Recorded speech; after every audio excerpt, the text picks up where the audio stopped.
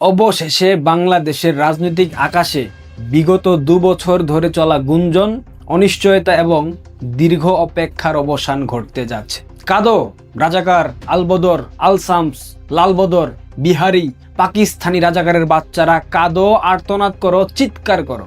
দীর্ঘ সময় ধরে পর্দার অন্তরালে থাকা, প্রকাশ্যে গণমাধ্যমের সামনে না আসা প্রধানমন্ত্রী বঙ্গবন্ধু কন্যা শেখ হাসিনা এবার প্রথমবার ভারতের মাটিতে প্রকাশ্যে অর্থাৎ ভিডিওতে আসবেন।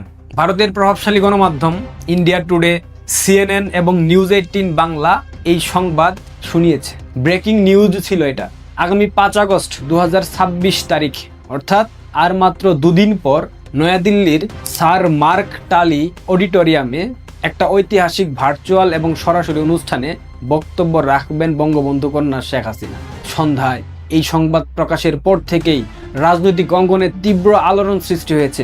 একদিকে যেমন নেত্রীকে 2 বছর পর দেখতে পাবে, প্রকাশ্যে দেখার অপেক্ষায় যেই সকল তৃণমূলের নেতাকর্মীরা বুক বেঁধেছিল তাদের অপেক্ষার অবসান হচ্ছে। অন্যদিকে রাজাকার, জামাত, বিএনপি, দেশদ্রোহী পাকিস্তানি শিবিরে অশান্তি শুরু হয়েছে। চরম অস্বস্তিতে ভুগতেছে এই রাজাকারের বাচ্চারা।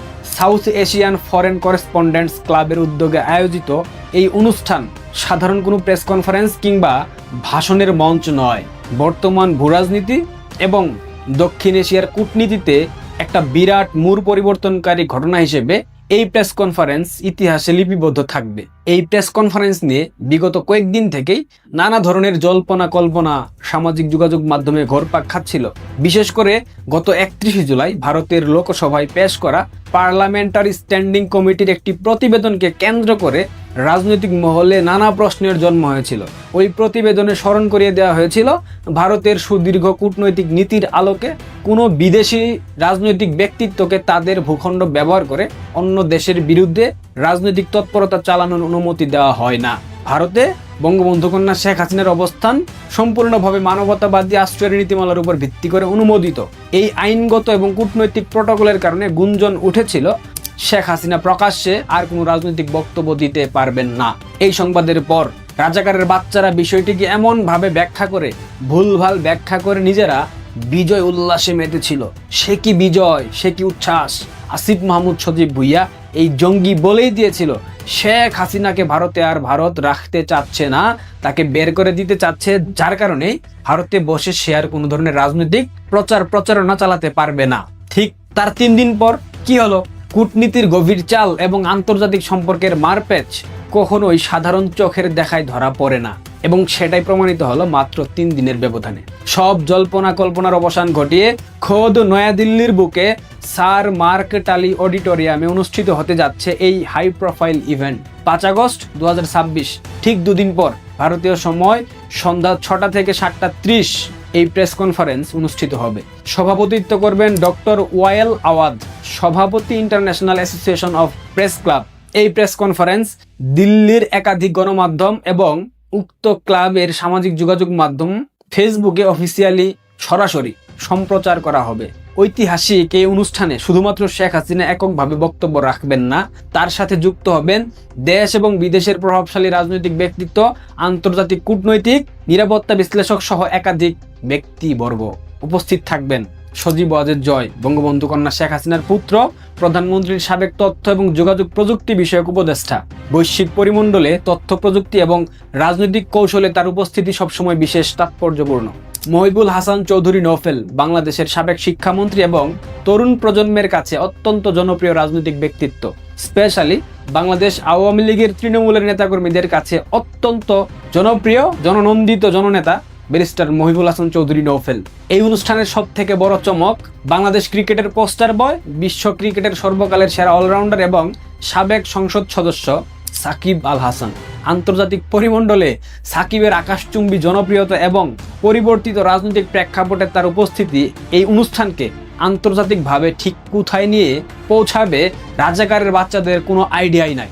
উপস্থিত থাকবেন আমিনুল হক পলাশ, আমাদের প্রিয় পলাশ ভাই, সাবেক ছাত্রলীগ নেতা, সাবেক কূটনৈতিক এবং আন্তর্জাতিক নিরাপত্তা বিশ্লেষক। ভূরাজনীতির জটিল সমীকরণগুলো ব্যাখ্যা করতে তার উপস্থিতি অত্যন্ত গুরুত্বপূর্ণ।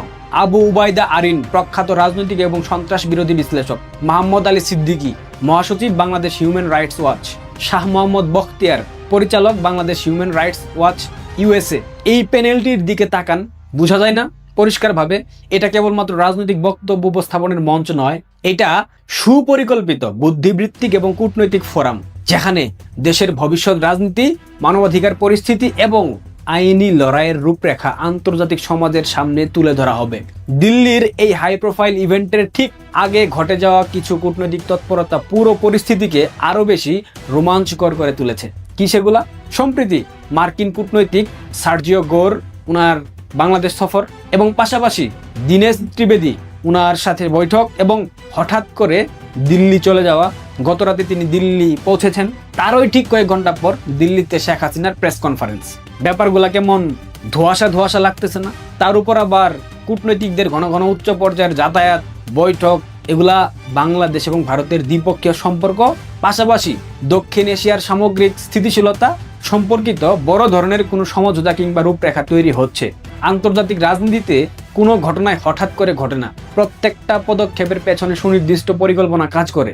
সার্জিও গোরের ঢাকা সফর এবং পরবর্তীতে ভারতের নীতি নির্ধারক মহলের সাথে যোগাযোগ প্রমাণ করে বাংলাদেশের বর্তমান সংকটের স্থায়ী সমাধান কিংবা বিকল্প রাজনৈতিক বন্দোবস্তের কাজ পর্দার আড়ালে অনেক দূর এগিয়ে গেছে। গত 2 বছর ধরে বাংলাদেশের রাজনৈতিক দৃশ্যপট সরল রেখায় চলে নাই।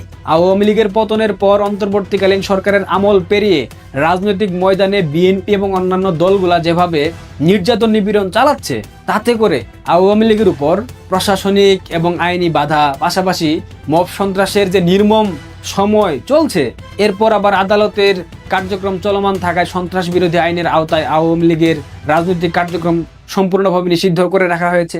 দেশের ভেতরের নেতাকর্মীদের উপর আইনি প্রক্রিয়া, মামলা, নানামুখী দমন পীড়নের চিত্র